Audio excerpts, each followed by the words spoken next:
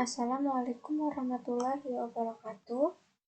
Saya adalah Karisma Ramadhani akan menjelaskan tentang ujian nasional saya di Hapras dengan kisi-kisi komposisi fungsi dan fungsi inverse.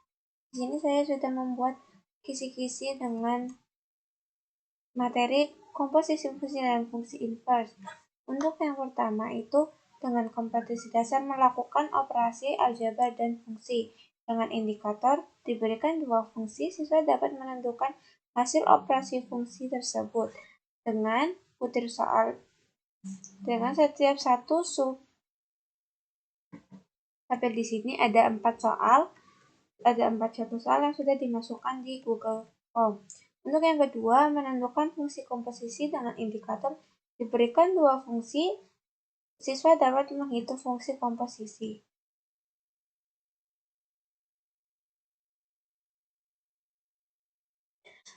Lalu yang ketiga, menentukan sifat-sifat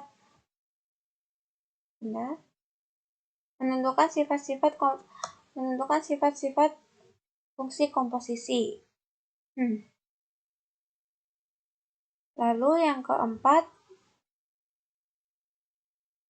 yaitu menentukan nilai fungsi fx untuk nilai x tertentu dan nilai x untuk nilai fx tertentu. Dengan indikator diberikan masalah kontekstual, siswa dapat menghitung nilai fungsi fx untuk nilai x tertentu dan nilai x untuk nilai fx tertentu. Lalu yang kelima, menentukan inverse dari suatu fungsi dengan indikator diberikan sebuah fungsi, siswa dapat menentukan fungsi inverse-nya. Lalu selanjutnya, soal-soal yang sudah dibikin di sini kita masukkan di Google Form dengan keterangan jika dijawab benar skor 2 dan 4. Untuk soal nomor 1 sampai 15 dengan bobot soal 2 dan soal nomor 16 sampai 20 dengan bobot soal 4. Jumlah skor maksimalnya adalah 50. Jika dijawab salah atau tidak dijawab, skor 0. Jumlah skor total adalah 50. Skor nilai sama dengan skor perolehan dikali 2. Lalu dari hasil tersebut dimasukkan di SPSS. Di sini item 1, item 2 yang di sini itu untuk menentukan soal. Ini soal 1, 2, 3 sampai 20. Dengan item yang di sini yang di bawah itu kode peserta yang mengisi soal, dan kode peserta tersebut ada 20 peserta yang mengisi soal di Google Form. Dengan jumlah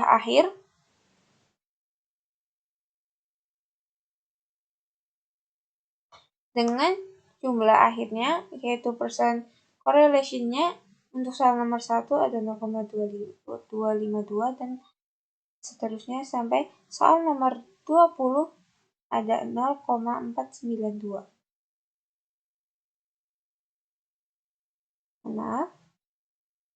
Lalu setelah ditentukan tabel-tabel tersebut, dapat kita tentukan validitasnya. Yang pertama yaitu kita menentukan R hitung. R hitung di sini didapatkan dari percent correlation dari jumlah seluruhnya yaitu 20 peserta dan 20 soalnya yaitu 0,525 dan seterusnya sampai 0,492. Lalu R tabelnya untuk 20 peserta yaitu 0,444 dengan kriteria dikatakan valid jika R hitung lebih dari L tabel dan jika R hitung kurang dari L tabel maka tidak dinyatakan tidak valid. Dengan interpretasi soal nomor 1 valid, nomor 2 valid, nomor 3, 4, 5, 6,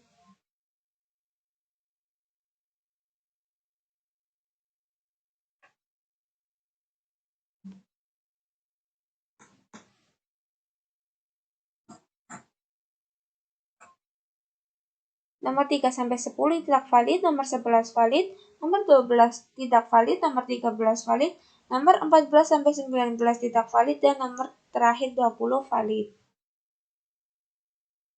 Dengan case processing summary-nya yaitu valid atau N 20 peserta dengan persentase 100%. Dan reliability statistiknya yaitu 0,129 dari 20 items atau 20 peserta.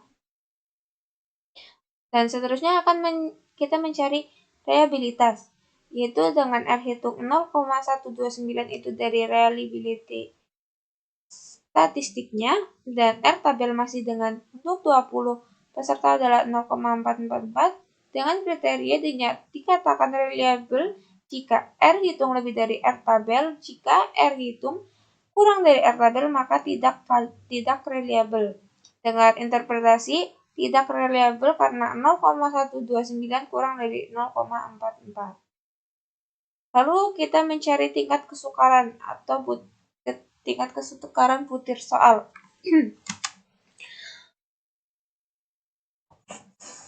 Dengan cara mencari taraf kesukarannya adalah P itu adalah jumlah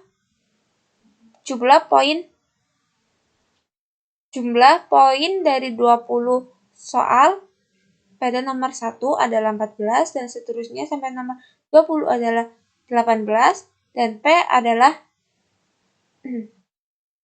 jumlah soal. Lalu tingkat kesukarannya ada 0,7, 0,75, 0,8, 0,8, 0,85, 0,8, 0,95, 0,75, 0,75, 0,85, 0,85, 0,9, 0,9, 0,85, 0,75, 0,75, 0,75, 0,75, 0,65, 0,65, 0,65, 0,65, 0,65, 0,65, 0,65, 0,65, 0,65, 0,65, 0,7 dan 0,9 dengan kriteria 0,76 kurang dari tingkat kesukaran kurang dari sama dengan 1, maka dikatakan soal mudah.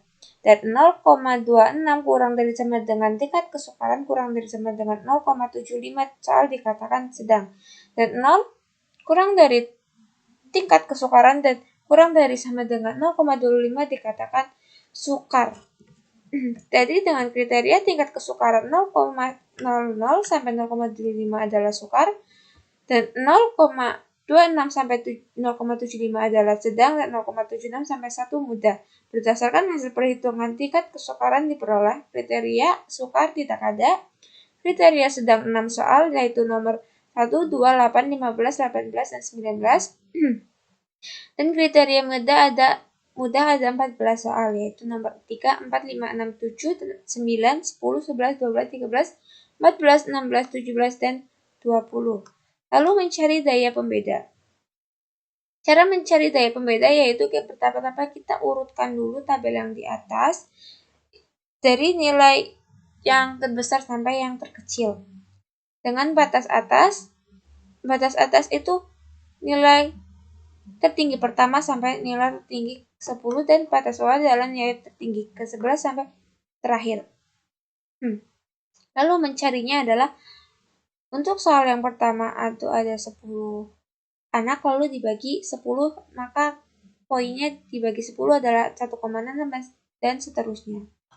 Dan batas bawah juga seperti itu dari poin nomor 1 dibagi jumlah 10 peserta poinnya maka dibagi 10.